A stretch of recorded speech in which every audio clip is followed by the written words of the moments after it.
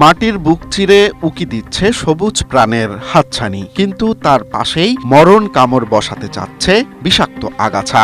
এতদিন এই আগাছা মারতে হয় বিষ দিয়ে মাটির প্রাণ কেড়ে নেওয়া হতো, নয়তো হাড় ভাঙা খাটুনিতে পিঠ বেঁকে যেত কৃষকের। কিন্তু এখন আর বিষ প্রয়োগ কিংবা হাড় ভাঙা খাটুনি নয়, ফসলের ক্ষেতে দেখা যাচ্ছে অভিনব এক আলোর ঝলকানি, আর তাতে নিমেষেই পুড়ে ছাই হয়ে যাচ্ছে খেতে থাকা শত্রু, অথচ অক্ষত থাকছে তার পাশে থাকা মূল ফসলটি।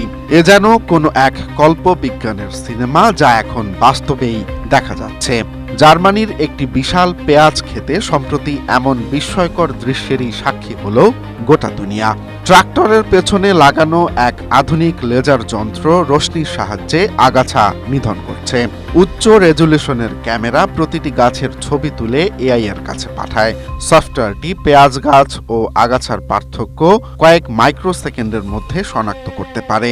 আগাছা চিহ্নিত হওয়া মাত্রই শক্তিশালী লেজার রশ্মি ঠিক তার মূলে আঘাত করে। সাব মিলিমিটার নির্ভুলতার কারণে পাশের পেঁয়াজ গাছটির গায়ে একটু আঁচড়ও লাগে না। এতে কীটনাশকের ব্যবহার শূন্যে নেমে আসায় মাটি ও পানি থাকে বিষমুক্ত।